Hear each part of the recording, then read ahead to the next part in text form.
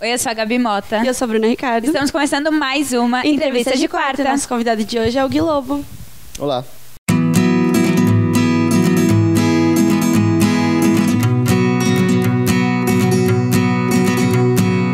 Quando despertou seu interesse pela arte? Profissional, depois do musical Bela e a Fera, quando eu tinha 7 anos. Agora, pela arte, como arte, acho que desde criança. Meus pais são artistas também, minha mãe é cantora, meu pai é músico, minha irmã também é atriz e cantora, primos, tias, enfim. Então, sempre foi um ambiente que eu me sentia bem, um ambiente artístico. E Gui, quais foram as maiores dificuldades que você enfrentou no início da sua carreira? Acho que pelo fato de eu ter começado pequeno, um dos maiores desafios eram querer sair de fim de semana e não poder, porque tinha que trabalhar. Mas eu acho que os principais desafios vieram depois, pelo fato de eu ter começado cedo.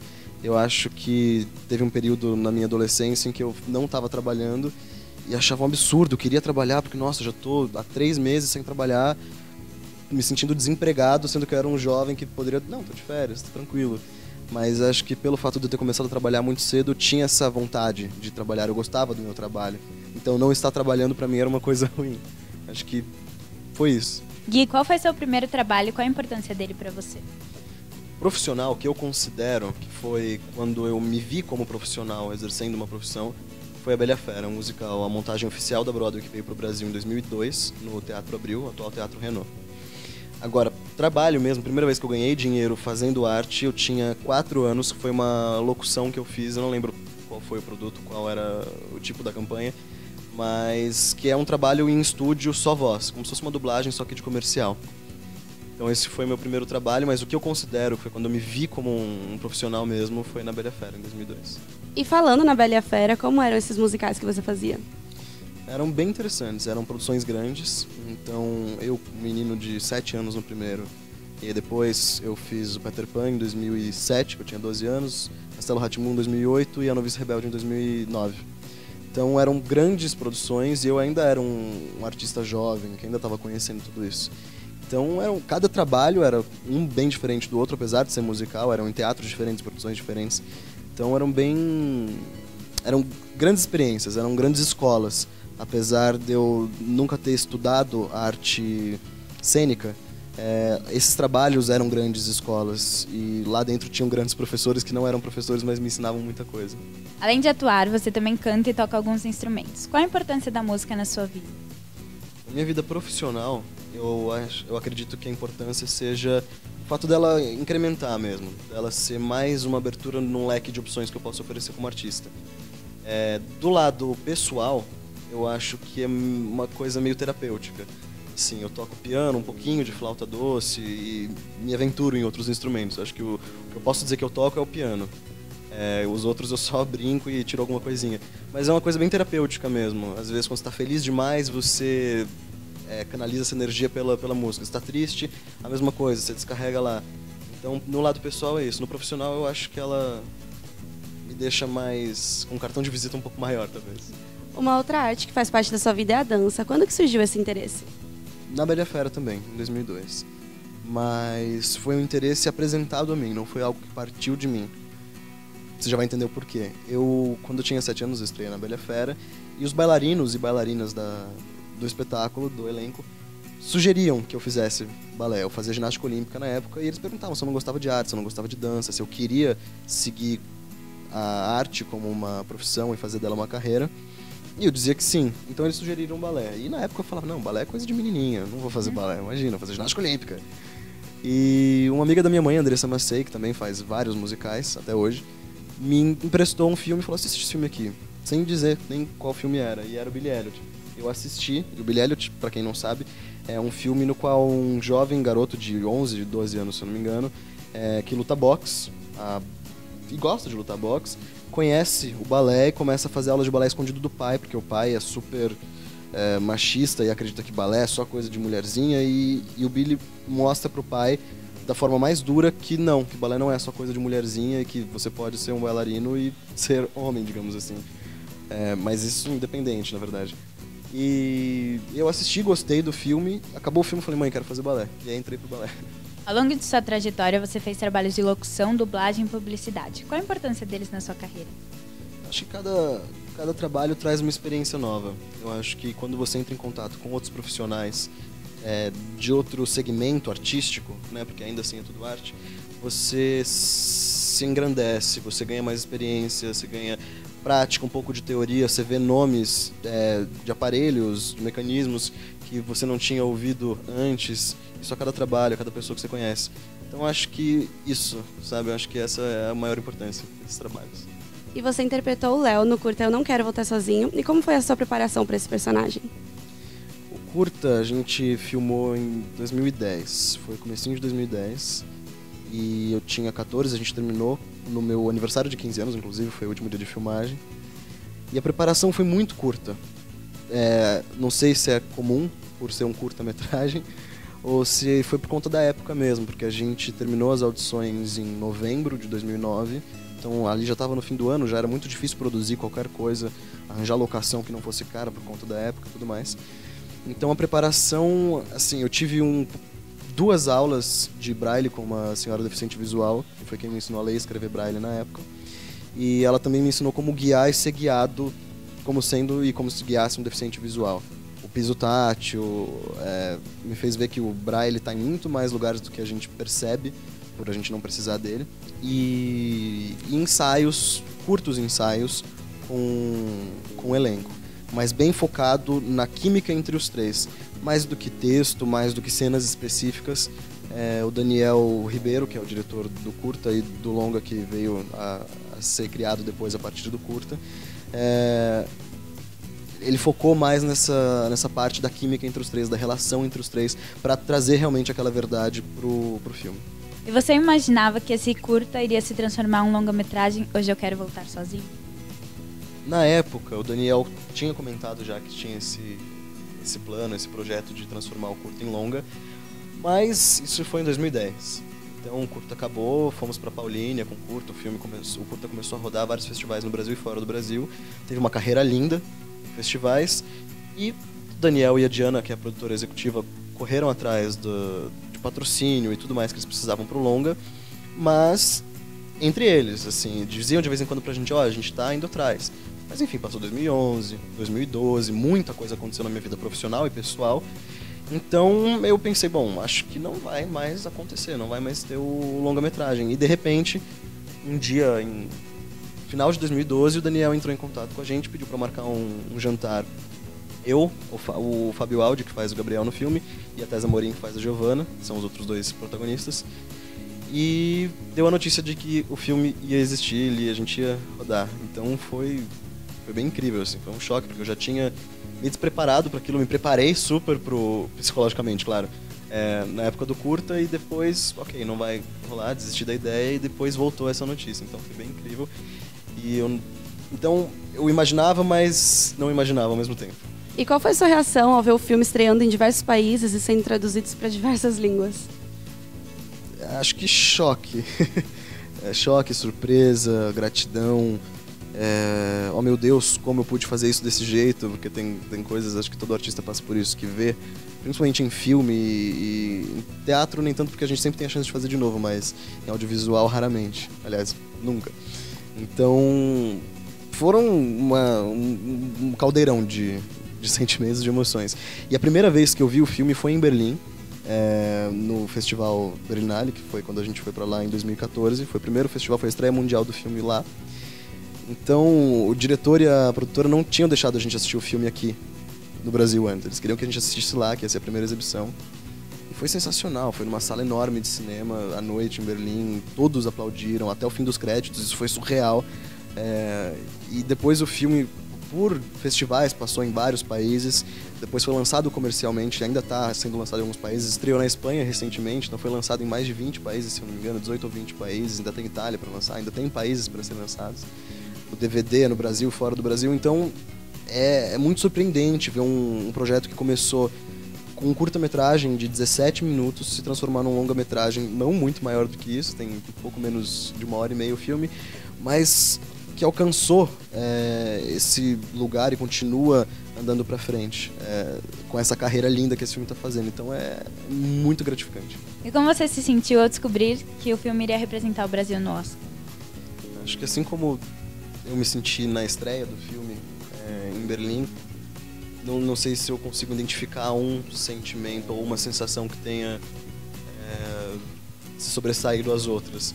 Mas eu acho que seguramente eu posso dizer que eu fiquei feliz, apreensivo não, mas ansioso e apreensivo também, porque eu tinha medo de que não entrasse. Acabou não sendo indicado ao Oscar pela Academia, foi eleito de fato pelo Ministério da Cultura do Brasil, mas não chegou a ser escolhido pelo Oscar. Mas só da gente ter sido escolhido aqui para representar o Brasil já foi incrível. Por conta disso, a gente teve a oportunidade de ir para Los Angeles, participar do lançamento do filme em Los Angeles, nos cinemas, não era nem do DVD. E foi uma viagem incrível, que eu conheci pessoas incríveis. E fomos ao prédio da Academia, vimos Oscars, vimos o museu. Só não chegamos a ser indicados, mas só de estar lá pertinho já foi incrível. Acho que um dia eu chego lá. Recentemente você participou da novela Sete Vidas, e como foi trabalhar ao lado de atores tão experientes na teledramaturgia e receber elogios por eles? Foi tudo muito bom. Foi, de fato, como você disse, foi minha primeira novela. Eu já tinha trabalhado com audiovisual televisivo em uma minissérie, mas era uma participação, então não teve uma experiência de desenvolver uma personagem, de fazer todo o trabalho de preparação de elenco, de receber roteiro semana a semana e ver para onde seu personagem estava caminhando. O que mais me impressionou na novela, como ator dentro do horário de trabalho, porque todo ator tem o horário de trabalho dentro do horário do contrato e o fora, que é quando você estuda texto em casa, imagina a cena, imagina coisas do personagem, roupa, cheiro, tudo que você quer imaginar do personagem, histórias não escritas. Mas dentro do horário de trabalho, lá dentro, o que mais me impressionou foi a velocidade com que as coisas acontecem. Eu vim do cinema, que é uma câmera para tudo, né? E na TV, de repente, no estúdio tinham 3, 4 câmeras. Então era tudo muito mais rápido, muito mais cenas por dia, logo muito mais texto para ser decorado por dia. E foi bem... No começo foi um pouquinho preocupante até, confesso. Eu lembro que o meu primeiro dia de gravação, eu fui lendo o texto no avião, no carro, até chegar lá. Cheguei lá, ainda tinha cenas sendo gravadas da minha, eu continuei lendo o texto com medo, e era uma cena pequena, mas com medo de esquecer. Um mês depois eu já estava decorando o texto com muito mais facilidade, você já fica mais tranquilo, já fica mais seguro. E as pessoas com quem eu trabalhei também me garantiam essa segurança, porque eles me receberam de braços muito abertos. Então eu me senti acolhido, me senti amparado, e vi que eu não precisava me sentir intimidado por estar na companhia daqueles atores tão já experientes, uns mais do que outros, mas o mais inexperiente ali de longe era eu.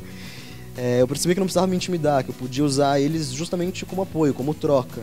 E isso acontecia muito em várias cenas com vários atores, com o Jaime Matarazzo, que foi meu irmão, que foi um dos atores com quem eu mais contracenei, a Cília Coentro, que fazia minha mãe também na novela. A gente trocava muito durante leitura, durante ensaio, ali na hora mesmo. E a outra coisa do ator, que eu ia falar antes, no cinema você já sabe por onde seu personagem passa, aonde ele começa e onde ele termina. Na novela não. A nossa novela teve 106 capítulos e eu comecei a novela com 24 capítulos em mãos. Então eu sabia como meu personagem começava, para onde ele ia, para onde ele passava, o que acontecia com ele eu não tinha a menor ideia. Então isso também é uma expectativa que se cria pro ator, de saber para onde seu personagem vai. Então chegava capítulo novo no e-mail, eu ficava maluco. Parecia um viciado em alguma série que chegava capítulo novo, saiu o novo livro do Harry Potter, sabe? Uma coisa assim. Então... E aí você vai descobrindo. E aí, por exemplo, o meu personagem começou com 15 anos e terminou com quase 18. Então é um período da vida onde muita coisa acontece. Você está passando por isso, você já passou, eu já passei. Então, muita coisa acontece em várias áreas da vida. E isso para um personagem é muito interessante. Então, assim, foi uma grande escola essa novela para mim, em termos de aprendizado e experiência. Foi completamente novo e foi incrível. E os elogios que você disse... Tem gente que eu nem sabia que tinha elogiado, a gente estava falando aqui nos bastidores. É muito bom, porque cada elogio é um incentivo de que você está fazendo seu trabalho direito. Então, se elogiaram tal cena, quando o diretor elogiava alguma cena ou algum ator elogiava alguma cena, eu ficava feliz, claro, porque quem não fica feliz com elogio, mas eu não me acomodava em cima disso. Falava, ok, então estou fazendo tudo certo. Não, então estou fazendo tudo certo, agora vou continuar fazendo o que eu estou fazendo e de repente criar coisas novas a partir disso, porque eu sei que isso está funcionando. Então... é muito bom. Você é de São Paulo e durante a gravação da novela teve que morar no Rio. Como que foi essa mudança pra você e o que esse trabalho trouxe de novo pra sua vida? Bom, além do Rio, que na verdade eu não cheguei a me mudar pra lá, morar lá exatamente. Quer dizer, cheguei a morar, mas não me mudar. Eu passava a maior parte do tempo no Rio, passava em média 5 ou 6 dias por semana no Rio. Ou seja, no mês eu passava 5, 6 dias em São Paulo. Mas meu comprovante de residência continuava aqui, eu só ficava em hotel lá. Foi interessante estar no Rio, uma das minhas irmãs mora no Rio já há 3 anos, então foi uma oportunidade de me aproximar dela semanalmente. Eu ia pra casa dela, ia visitá-la, então a gente passou muito mais tempo do que nos anos anteriores, que ela já estava morando lá e eu morando aqui. Isso é uma coisa não nova, mas antiga que a novela trouxe pra minha vida, que eu acho isso muito gostoso também. E fora o contato, assim, com outras pessoas, com outros profissionais e até mesmo outras oportunidades de trabalho. Né? A novela é inegável que seja uma grande vitrine para o ator no sentido de mostrar a sua imagem, mostrar o seu trabalho. Então muita gente me viu a partir da novela, que ainda não conhecia o filme, ou que já conhecia o filme e viu também a novela. Então, em termos de trabalho, me trouxe mais contatos, aumentou meu network para trabalho. Network. E em relações pessoais, a minha irmã, assim, pude me aproximar de novo de um pedaço muito importante da minha família. E agora que a novela acabou, tem algum projeto vindo por aí? Tem. Eu fui convidado para fazer uma participação na minissérie Ligações Perigosas, que vai ao ar em dezembro, se eu não me engano, ou janeiro do ano que vem. E é uma participação pequena, porém bem legal. Assim, são pouquíssimas cenas, mas é a abertura da série. E eu vou interpretar o personagem, a versão jovem do personagem, que depois vai ser interpretado pelo Selton Mello. Então, apesar de não contracenar com ele, é um ator que eu admiro muito, e ter a oportunidade de trabalhar no mesmo trabalho que ele vai estar trabalhando, apesar de não contracenar com ele, mas fazendo o personagem que ele vai fazer, para mim, como ator e como alguém que admira bastante ele como profissional também, é especial. Para mim, já torna essa participação uma participação especial para mim. Tem um espetáculo que eu vou estrear em São Paulo, Tádzio, que vai estrear em setembro, ainda sem muitas informações, e um espetáculo também para estrear no Rio em janeiro do ano que vem, janeiro, fevereiro do ano que vem, com a Maria Eduarda de Carvalho, que fazia a novela comigo, fazia a Laila. Ela escreveu um texto de um musical infantil e a gente vai estrear no Rio. Eu vou fazer o personagem Guigo. E agora vamos fazer um bate-bola com o Gui. Uma cor? Preto. Na sua geladeira não pode faltar? Ketchup. Um filme? Benny John. Um livro? 5 peças e uma farsa. Uma série? Friends. Um hobby? Tocar piano. Verão ou inverno? Inverno. Casa ou balada? Casa. Um sonho? Um sonho. Sair da Terra. Fazer uma viagem interespacial. Um lugar que gostaria de conhecer? Egito. Um ídolo? Gabriel o Pensador. Personagem que gostaria de interpretar? Já existente, Sam, do Benny John, que é o Johnny Depp. E agora você vai mandar um beijo pra quem? Mandar um beijo pra minha mãe. Mandar um beijo pra minha mãe, claro, porque minha mãe, tem que mandar um beijo pra ela. Pra família, pra vocês duas, que são muito fofas. E pra todo mundo que tá assistindo e pros fãs. Muito obrigada aqui por essa entrevista e eu espero que vocês tenham gostado. Toda quarta-feira teremos vídeos novos. Nos sigam nas redes sociais. Curtam esse vídeo e se inscrevam no canal. Eu não sabia o que isso significava exatamente, se isso já era... Temos uma visita aqui, a minha gata.